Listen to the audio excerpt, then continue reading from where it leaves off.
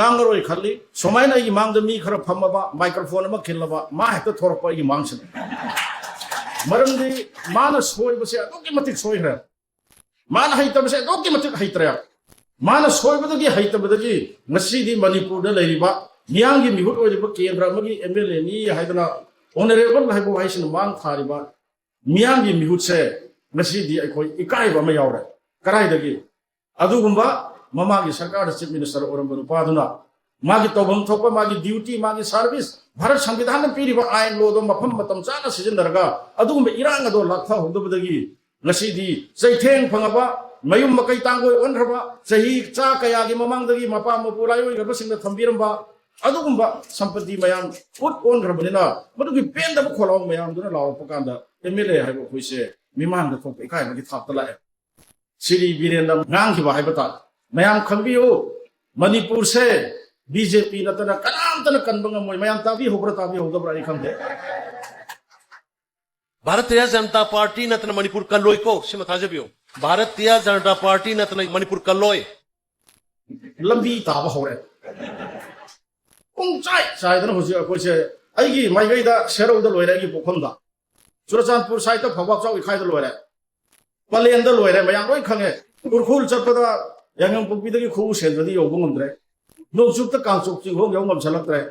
कंगला तोंबिदगी लान बंगमद्रे चाही अनि मखाइ फाजले BJP नतन मणिपुर कनबंगा मोय हन चोइरो लोनि से मसी सोरोक त तारे ए सि हाइरो दमि मरम नै ब्रामा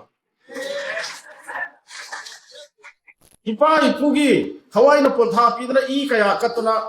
सही रिसिंग कया गी ममांग दगे होना इरमदम मणिपुर से ngaga selga thanमगा लेरमबि बसे पिक्रबा वैली की स्क्वायर माइल चाटु याखै चाटे की एरिया सिदा नायक चफुद यो पंगा दन क्रिक क्रिक इन दन लेरिबा सिबु BJP नदन मणिपुर कनबंग मोय हाइदना हाइरि से मसी सोरोक ताब हौरे हाइगांग केंद्र की प्रजा सिंह मयांग इम्फाल केंद्र की कोंजाक मखा लेकाय दगी लेपग सुगनु Ranjan खोरमगा हाइजरी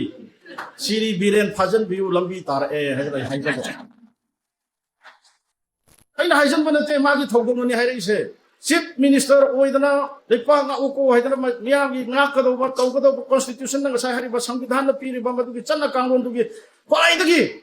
makok ta phamaga nang na Manipur sing nga uko hairaga Manipur sing ngak pangam kung chai chai dna thugai ramaga assembly fazna phamje ha bisu yado ba budget pass to godu mayam do loina tawrasi akhoi opposition ki side gi karim ta haira roi tawning ba tawro crore lising jaro kairo lepa ki issue se no khatang de ni khatang di khanna se ba no har ga yagi de democracy do number game ni प्रजासिंग मसिंग यामने हेन चले मसिंग यामबनि रा अखोइ opposition अखोइ मंगा खतनि उपाय लेगी दे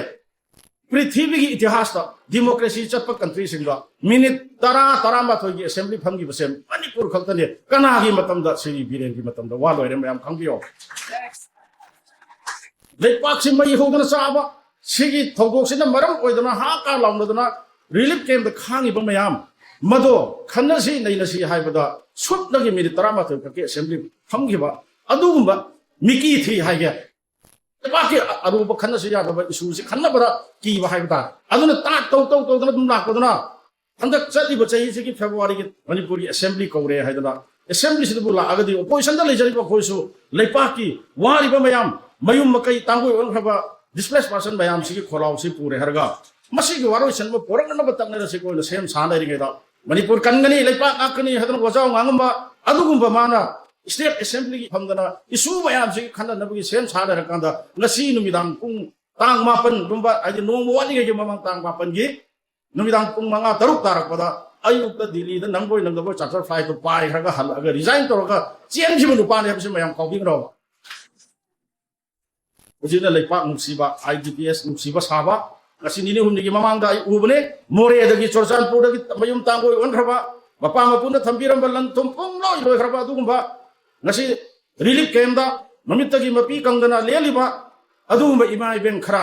chak kok sandaraga pap kokpa yaro masim khambi ai media gi kuthangane hari sai man mi lising ama ni chak kaure ga dana nungsiba sari do tak togunu afaba phol phangoi लेभम लेतदन मयुम मकै लेभम लेतदन सैदांगरा लेरिबा बिसेनपुर district की मनुंग the लेबा Moirang माइगै the लेबा अदुगुबा IDP सिंगी 35 lakh की तुम लेरगा चाही अनी खरे हेलक्पसिदा लाख 35 की थुम नंदन पिजरेबा Moina हुजिंग चाकौ सनरी